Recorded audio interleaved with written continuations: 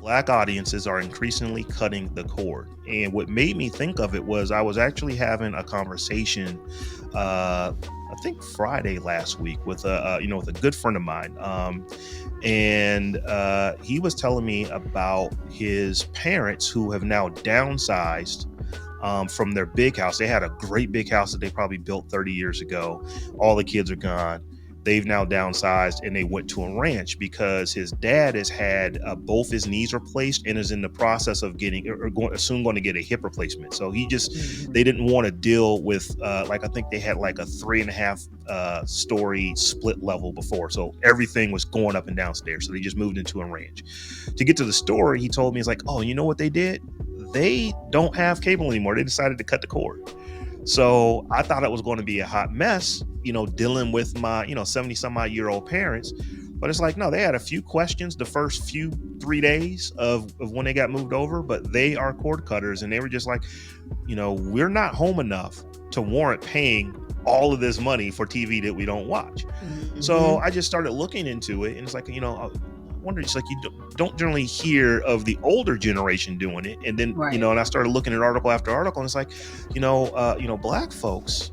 In general, I'm not casting a wide net, but in general, have been very, very loyal to the cable companies and satellite companies. I mean, We I still have are cable. yeah, we are it's some CEO of some company, and I can't think of who it is off the top of my head right now, said that there's a type of customer, they call them omnivore users, where Mhm. they just have everything. That's They just here, they just have some present, of everything. present. So so I'm looking through here. It's like if you go back as recently as 2017, 88% of black households had some type of MVPD. Basically, that is um, it's a bunch of acronyms for cable company or a satellite company where you're getting multiple channels from a single service. That was Mhm. 88%. That was a lot going back to 2017. Fast forward to 2021, that number is down to 61%. That is a 25% decrease in less than 4 years. So when I started looking at this, it's like, wow, it's like this is a big deal for these companies because they know everything about their demographic, and I don't want to make it seem like only black people are getting are cutting the cord. That is absolutely not the case. What I think the case is here, when you look at these numbers, that in 4 years they've dropped from 88% down to 61%, who of us who have it in our household, Right. 25% decrease. There's another stat that says that 33% of no I'm sorry 40% of cord cutters, they never had cable. So I think there's a couple things going on. You got a lot of younger folks moving out the house, they're never getting it, and then you're starting to see some of the older generation who is starting to get rid of it, because I think it's like more than half of adults under 50 have already cut the cord, but Mhm. once you get like over 65, it is like 85% haven't. So there's a lot of things going on, and and what I see for for our community is like we have just been really loyal to this. We tend to watch more media per capita than than other demographics, and the fact that we were staying on cable for so long, cable companies have started to bank on that. And then you look at the last few years, where you look at just over the last 3 years, like half of African Americans who have cut the cord have done so in the last 3 years, and you Right. start putting all these numbers together. Like I said, I don't want to say that there's any trends or anything like that. I'm not a statistician to go through this, but a lot of things are happening. So they push some of this back to basically last year, George Floyd. You now have a lot of companies who are trying to court African Americans. Come try HBO Max out. Come try this out. There have been active campaigns to do that. That has probably worked. I think another big part of it is that cable is just expensive.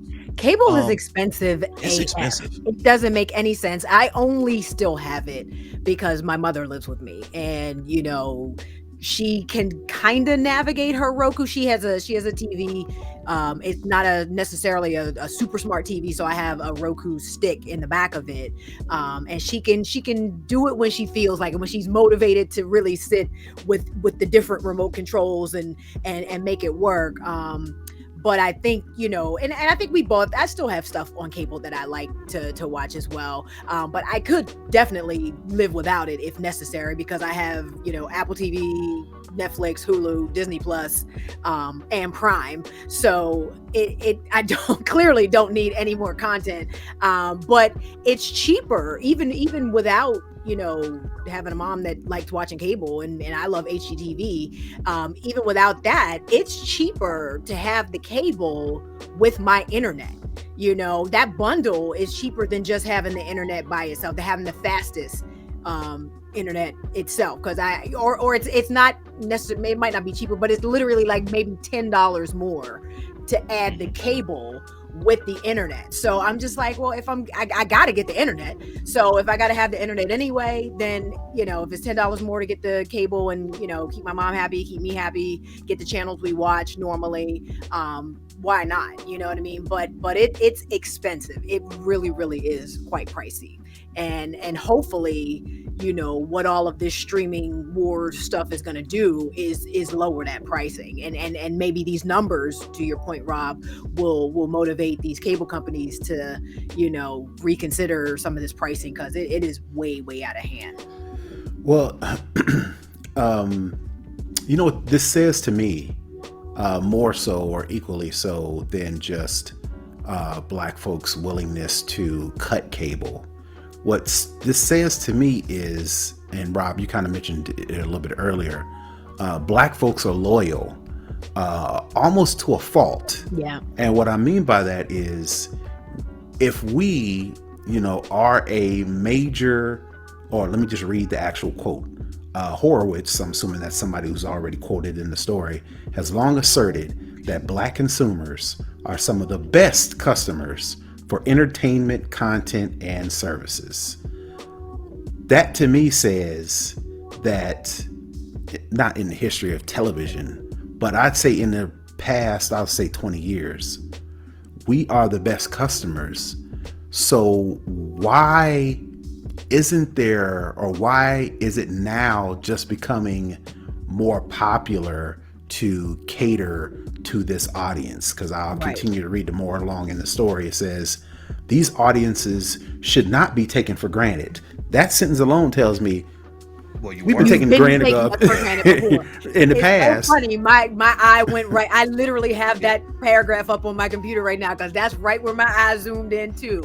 Mm-hmm. It's like, so, and then they say many companies are late to the game, only now focusing on the Black audience in the context of BLM and new diversity mandates. BLM, Black Lives Matter, has only been around for what, 7-8 years at the most. We've been we've been cable customers forever. Right, for a while. So it's almost like, we as Black folks, if we have this influence just based off of these numbers, I think we should be doing something more. We should be using that leverage. Yep. And again, like I mentioned before, if we're such a cherished or prized audience, you would think we'd had Black content over the past 10 years. It's like they know we watch TV. They know we're loyal to a fault. And they're like, well, why go through all the extra effort to do all this stuff to cater to them when they gonna watch anyway? So that's kind of what that's the mindset, you know what I mean? Because you think about, how people complain about, the only Black content you see is Housewives and, reality another hip hop type stuff and, whatever, reality TV and what people don't watch Moesha. I'm like, people watch Moesha. I watched Moesha religiously until that show went off. And so there's room for all types of content, and like you said, it seems like an intentional snub, basically, because they know we watch it anyway. So I think that I don't think this lesson is new in the community, just to understand the power of our dollar and know how to leverage it for our benefit. Right. No, back in the day, if you're thinking about, like, when the TV with African Americans really become popular, like, so we're probably a trailing indicator. So if it became popular in the late 50s, early 60s for white folks, it probably was mid 60s to early 70s for us. And back then you had your 3 channels, maybe a PBS, and maybe like one channel that was not like a major network, but it was just like a local channel that you could watch. So when everyone in America was watching either ABC, NBC, or CBS, those shows were going to cater to what most of America was. You did get shows like Sanford and Son. You did get shows back in the 70s, generally the sitcoms, the Jeffersons. You did get shows like that were good, but they had a lot of crossover appeal. Now you move to where all of this stuff, no one is really sitting down and saying, I want to watch this thing that comes on Tuesday nights at 8:00. That's not how TV happens anymore. You watch what you want to watch when you want to watch it on whatever platform you want to watch it on. So I think one of the things that this article is kind of getting at is that, well, maybe one of the things that is happening why you're seeing this, this influx of African Americans are actually getting off of cable, getting off of satellite, is that, well, the shows I want to watch aren't on there. It's like if I got to get, if I have to literally go buy Apple TV to watch this one show that I want, I'm going to go do that. If I have to go buy Paramount to watch the show that I want to watch, I'll do that. But if I'm buying it other places, then what am I paying for cable for if I can't actually even see the stuff that I want to see? So I think, as it often happens with our community, the companies are realizing, oh, these folks were the most loyal, and now they're doing what everybody else is doing. Let's see what we can do to cater to them. And it might be that let's scramble. And I don't want to see a whole bunch of bad content come out because you're trying to make up for something that you should have been thinking about for a decade or better.